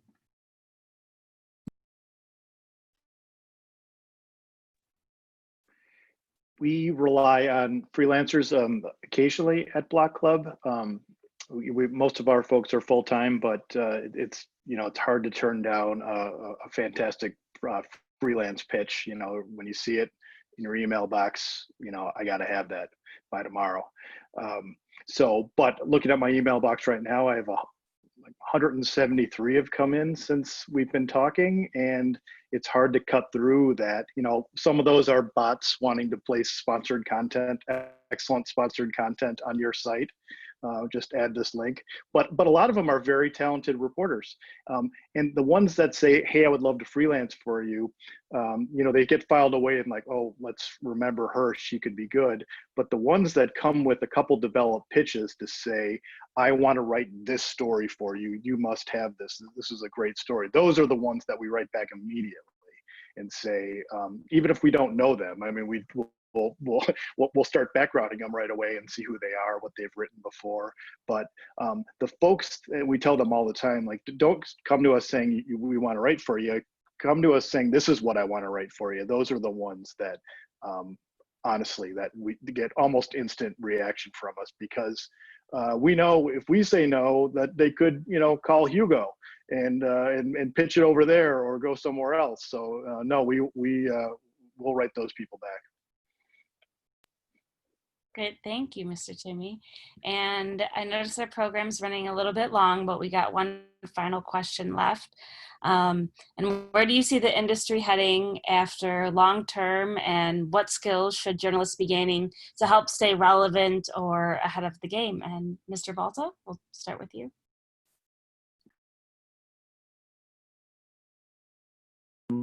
Digital platform, it certainly continues to evolve. I think and within that platform, there are many different branches, especially around social media. And all of the advice that was given about, even in some of the chats that I've been interacting with, even while many of us have and continue to be practicing social distancing, working from home, there are many different creative things that you could do to remain relevant. And one of the things mentioned, having your blog, how you interact with social media is very important. It's an extension of your brand. And a lot of times, especially young people, use it only as entertainment. But I think it's a powerful tool that continues to be refined. And it's also about understanding news consumption. Many people, and studies show, they're going to Facebook, they're going to Twitter, they're going to Instagram, and they're going to there to get their news and information and entertainment, and not necessarily as a means to click on a link to a website. They're actually expecting, however character challenged some of those social platforms might be, they're expecting to get one-stop shopping. So I think that's an opportunity for young, whether you're students, young journalists, mid-career veterans, to continue to hone their skills. We need to be in a continuous state of learning, of understanding technology and how it's being used, especially for what we do around news and information, and then look to pivot in our own newsrooms in order to remain relevant. So I think the future continues to be in digital, a high focus on social media. I think somebody earlier mentioned a pay for content model, and you look at things, disruptors in the entertainment industry, beginning with Netflix, that then you saw Disney Plus, and you saw ESPN Plus, and you saw CBS also experimenting in that.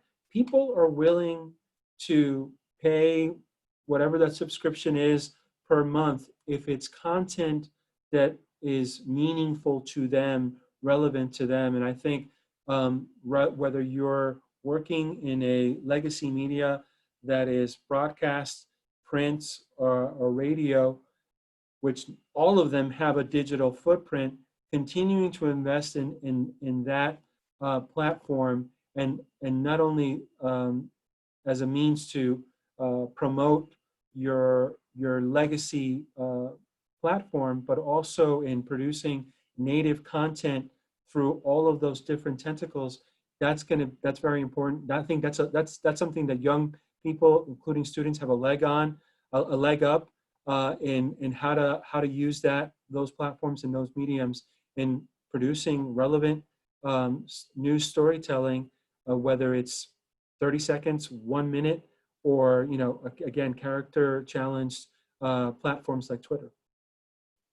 Great, thank you, Mr. Balta. And Mr. Doctor?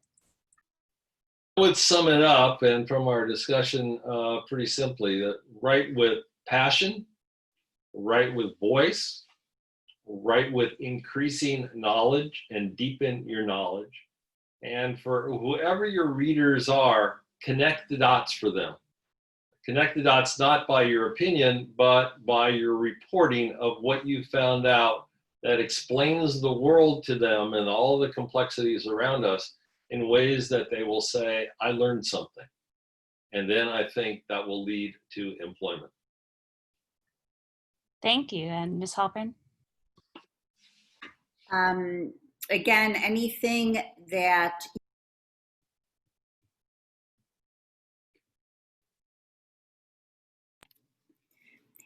you can do to amplify your ability to deliver compelling information in a visual medium for readers would be a skill set that I think would be valuable to people doing the hiring. So if that's learning portions of the Adobe suite, or like I said earlier, how to present data in a graphically appealing way, those would be great places to refine your skills. Thank you. And Ms. Hofnagel? Yeah, so I would say, those cornerstone skills are still obviously going to apply. If you're coming to a news organization, I want to, know that you have excellent news judgment, that you're strong at reporting or writing or photography and more, and you can really have all those skills in your toolkit that go straight to an organization's mission.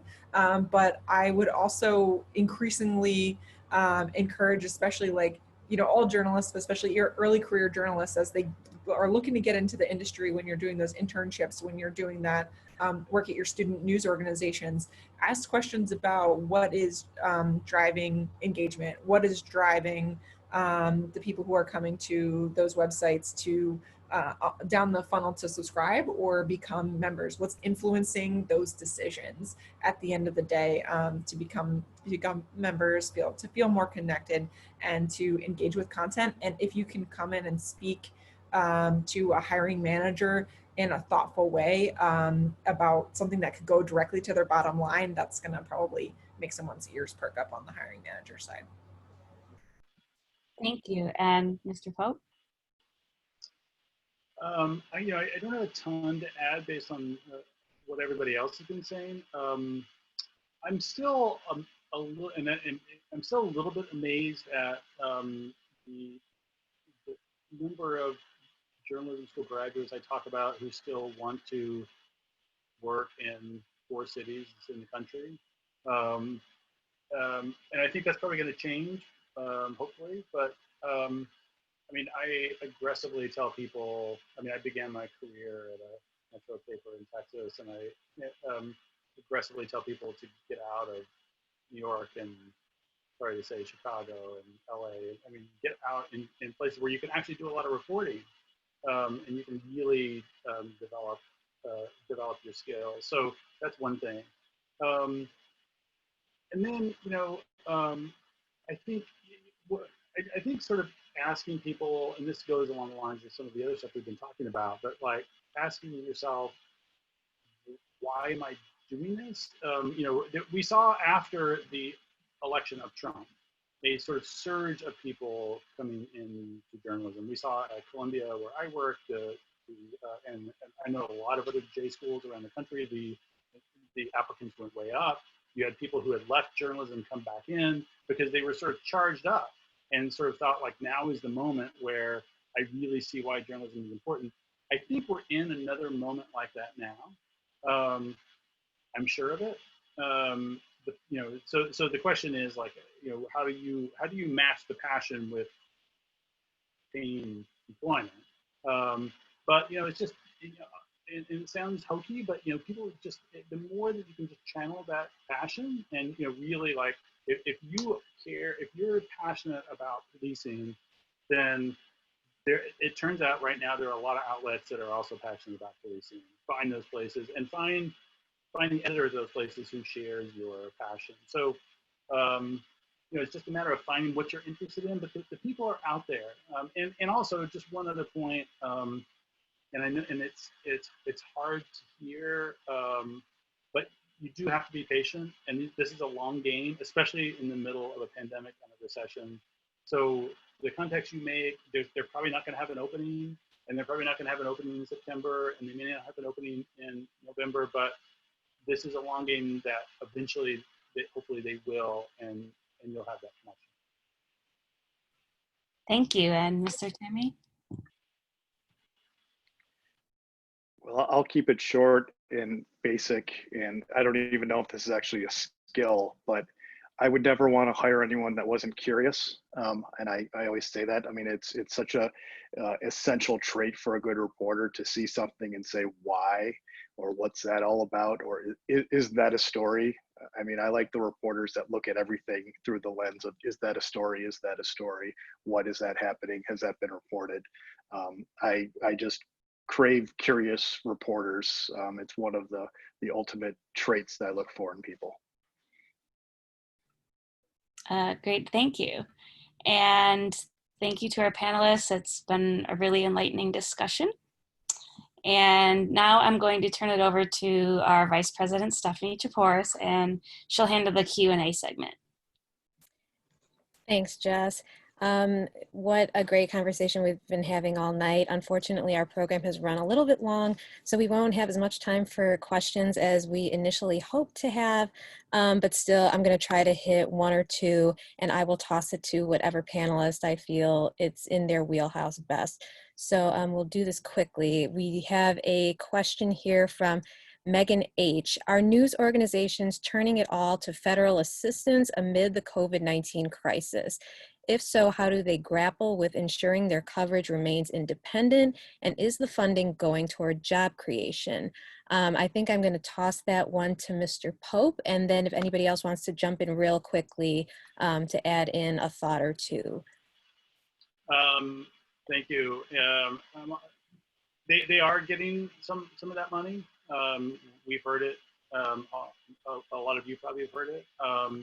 Although there are also, I know other cases where the money hasn't come through. And also, and this is going to annoy a lot of people, some of the big hedge fund private equity owners also are getting the money. So take that how you will. I mean, I think it's basically going to keep people's doors open. I don't know about new hiring, but it's certainly is going to help prevent more job losses. Okay, thank you. And this other question is from Shabnam Danesh. So for story pitches, how, for people who are looking to freelance or just kind of break into the industry more so, how deep does the reporting have to be for these story pitches that you do? I think I'll toss that one quickly to Mr. Toomey. If the question is how deep does it have to be at the time of pitch, I would say it does not have to be fully reported. Obviously someone presenting us a completely developed story is fantastic as well, but that's not always the case. Usually I'm looking for sort of just the concept. I have a theory, I want to chase this down, see if this is true, or I've seen this and I think this would be a fantastic story for you guys. So I would say it ranges from anything like just a pure concept with no reporting attached to it yet, but a promise. And then some folks do come to us with fully developed stories, but normally it's the former with perhaps a little bit of reporting just to prove it out that it's worth chasing. Okay, thank you. And last question, because we're running low on time. For people who are looking for careers in the news industry, is it deemed a bad look or is it viewed as persistent? How do news directors perceive job seekers reaching out to them directly? If they're a current graduate or if they don't have an agent. Either Mr. Balta or Mr. Toomey, I think this would be in your wheelhouse. I'm going to take that. I'll start with it. Hey, listen, reporters are pesky. If they're not pesky, they're not good. So I'm never going to begrudge someone who is persistent, asking me for a job or for a position or pitching stories. That's what we do. This is not the time to be shy. I would say, but be realistic, right? I think that sometimes, especially students and some, early career journalists, they're looking at Chicago, New York, Los Angeles, and they're reaching out to us, but they don't have their self-awareness is not fine-tuned. Chicago is a destination place, not only to work, but to live. The same thing for other major cities. If depending on the job that you're looking to do, say a reporter, it's not your first job as a reporter is not going to be Chicago. And so I think I'm more than happy to spend time with students, and I do, in providing them advice in their careers. But I think they have to be self-aware and be very realistic, and then they have to be willing to put the time in order to achieve their goals. You can have Chicago as part of your flight plan, but not right out of school. So come talk to me and I'll be happy to talk to you about a flight plan that includes Chicago, but probably 2 other stops before you get here. All right, thank you. Thank you, panelists, and thank you to everybody who submitted questions all night. They were very enlightening. Thank you for being engaged with us. I'm just going to quickly turn things back over to our moderator, Jess, for some quick closing statements. And we will start with Mr. Balta for his 1-minute closing statement. Well, once again, thank you very much for including me in this very important conversation. I think we covered a lot of different topics, from just the state of the state during COVID-19, as well as really useful information for students and just all journalists, regardless of where you are in your career, that might be in transition or thinking about, what comes next. I think the one thing that I'd like to add is, we're in an industry where relationships do matter. And as you're looking for that next opportunity, don't just focus on what's in front of you. Think about the opportunities of the future. And in order to do that, you need to develop relationships. You need to network with purpose. Earlier today, I think Mandy mentioned organizations like the National Association of Hispanic Journalists and others. There are plenty of journalism organizations that you can join, tap into in nurturing and enhancing your network. You want to be in a perpetual state of networking, of job hunting, of interviews, because what you don't want is you don't want to be in a situation where I need a job yesterday, or you're, oh, what a great opportunity, let me apply to it. If you don't understand the process, if by the time you apply for that job, there's already a short list for those positions, and you want to get as close as possible to the epicenter of an opportunity when it happens. And in order to do that, you need to develop relationships and with hiring managers, recruiters, and people in that newsroom that you're interested in. It takes a lot of homework and research, but again, with a strategy and being hyper-focused, you'll be successful. Good, thank you, Mr. Balta. And Mr. Doctor?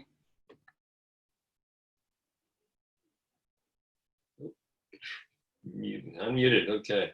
I'd sum it up with, at this moment, not forgetting for any of us that we are creatures of the wider communities and societies that we live in. And that this is a very unusual time. There are multiple inflection points. There's clearly inflection points in the field of journalism, every aspect of it in terms of its change, the business model change, what individual readers and communities expect of us.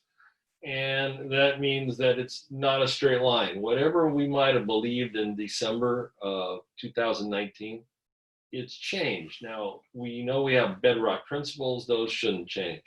But how do we adjust to this world in a way that is positive with our own skills and with what editors need, with what readers need, is really a question. No one's going to have the exact answer.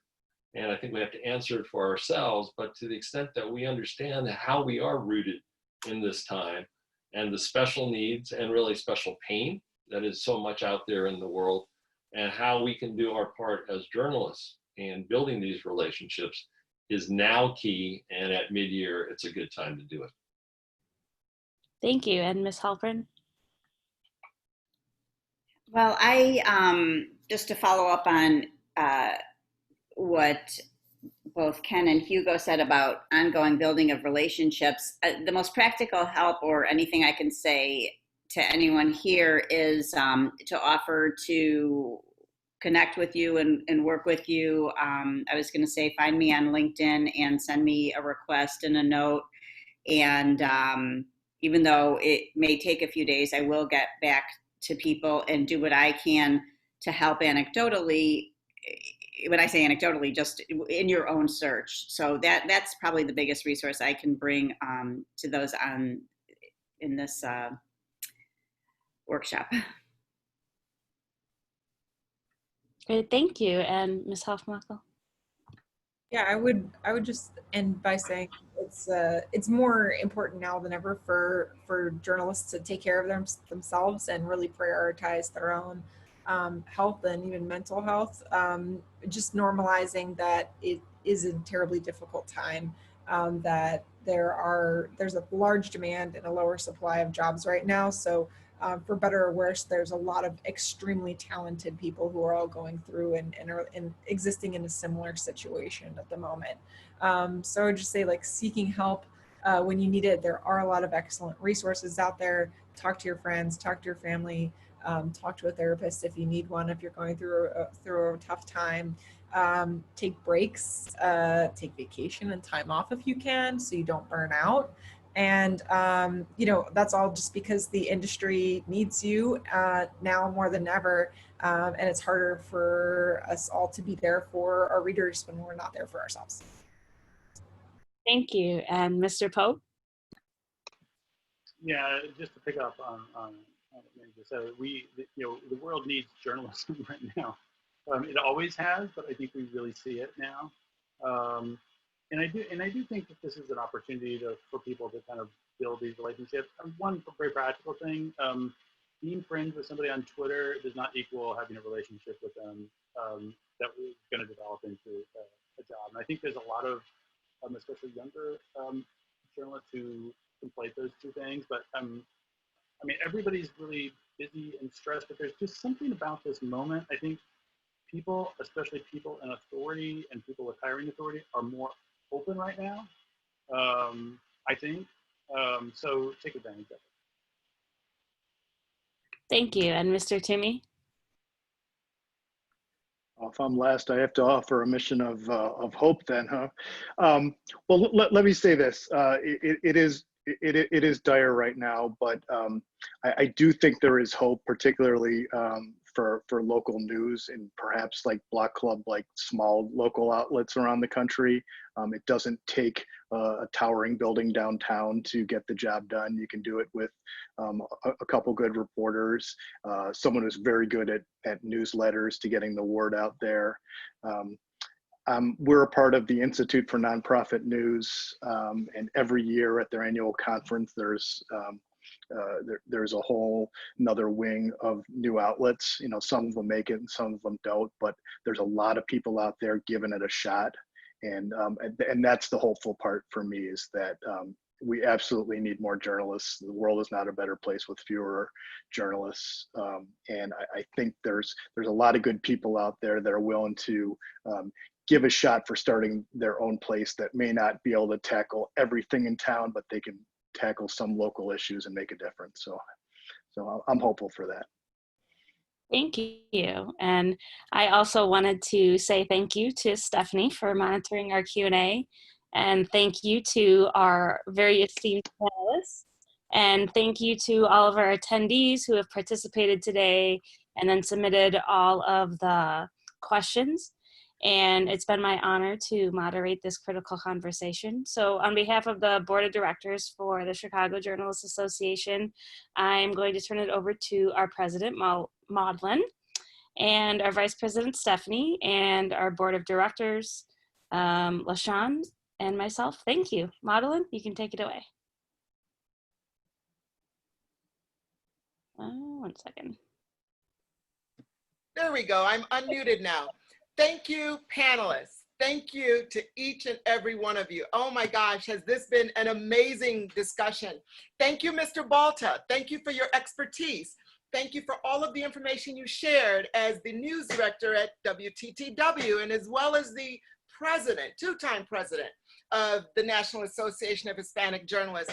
Thank you, Mr. Doctor. Thank you for your expertise that you shared, and that we couldn't get anywhere else except from someone who published the amazing analysis called Newsonomics, and continue to do that column that shares with us where this industry is going. Mandy, oh my gosh, thank you, thank you, thank you. You are the person that is on the ground, that knows where those jobs are, what it's doing right now on the industry, in the industry and on the landscape, and our members could not have benefited more from that expertise. Thank you. Kyle, thank you. Thank you for your generalized big picture. Oh my gosh, thank you, because only someone like you who has been there watching this industry for so many years and covering this industry from the perspective of the Columbia Journalism Review can share with us what you shared with us tonight.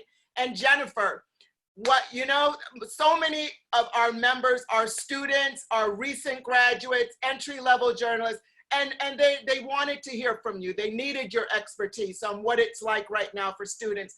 This panel was a game changer. All of you are top in the industry, and the fact that you have honored us with your time tonight, we are beyond grateful. Know that you have provided a service to so many journalists who are struggling to navigate this industry right now and need your help, needed your feedback.